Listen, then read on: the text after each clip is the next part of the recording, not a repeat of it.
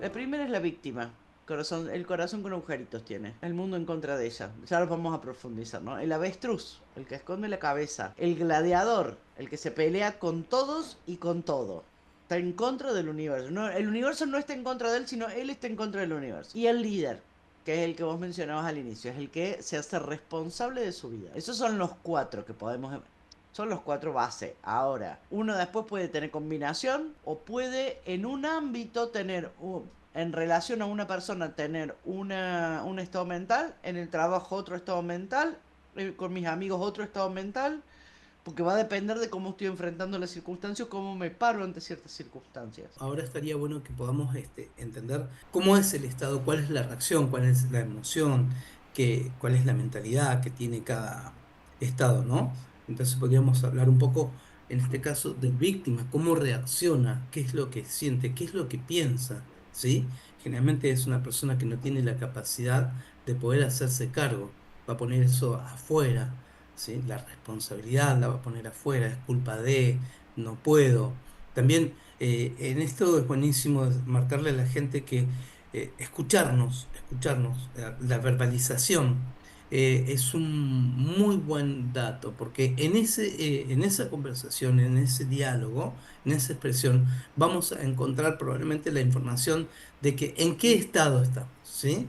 ¿Cómo nos hemos parado? La ¿Sí? víctima tiende a echarle la culpa. Habla de la víctima, una palabra que usa mucho es la culpa. El otro tiene culpa, o la culpa es de. La palabra culpa es algo, la emoción es esa, es muy disponible. Entonces, esa es una forma de detectar una víctima. Son Las, personas como decía Julio, no se hacen responsables de su vida ni de nada.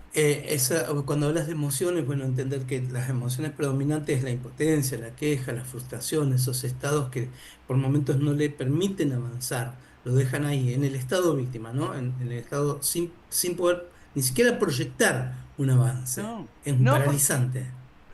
son personas que aparte, ojo porque esto de la víctima muchas veces al estar en la queja, hay que ser sinceros en esto, la queja es mucho más cómoda a veces que otro tipo de emoción. La queja es una forma muy fácil de vivir, pero las cosas básicamente no son como yo quiero que sean, es casi un capricho. Y la víctima tiene esta dinámica, ¿no? De eso, que pobrecita de mí, yo no puedo, el mundo está en contra mío, yo quiero, pero no me dejan. Hay gente que elige vivir, tío, hay gente que elige vivir desde ese lugar, sí, hay gente que elige vivir desde ese lugar. Es el lugar que la mayoría queremos, no sé si la mayoría o no, los que empezamos a tomar conciencia no lo elegimos en general, pero también hay algo importante, a una víctima no la podemos sacar de ese lugar, porque no quiere salir de ese lugar. Y lo digo porque muchas veces uno dice, mi mamá se vive quejando y yo quiero, déjale que se queje.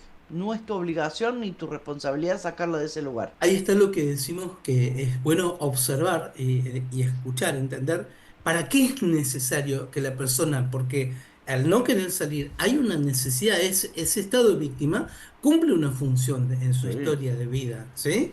Y después otra cosa que me gusta cuando habla de, hay personas que toman un estado pasivo.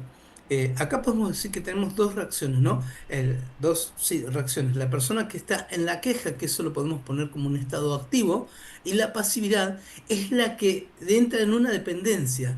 No manifiesta nada, no se queja, pero es totalmente dependiente de otro, ¿sí? Está esperando que otros resuelvan, hagan por él. Ahí también hay un estado de víctima. Sí, y pero ahí se combina, ¿sabes con cuál? Con el de avestruz también, porque el de avestruz es ese. El avestruz nunca va a ser un líder. El avestruz siempre secunda, siempre está en segundo plano. No toma decisiones por miedo a equivocarse, por miedo a que le salga mal, por miedo. No toma decisiones, vive en el miedo como. Y si bien no echa la culpa a nadie, tampoco se hace cargo de nada. Ahora, hablando de esto de los estados mentales, ¿para qué es importante que la gente pueda entender de qué se tratan los estados mentales? Porque al tener un estado mental, tomar una decisión, una postura, es lo que le va a permitir avanzar o lograr aquello que realmente está anhelando en su vida. Porque a veces tiene todas las herramientas, a veces tiene todas las posibilidades, simplemente que este estado mental es el que lo pone en esa distancia de no lograr lo que quiere.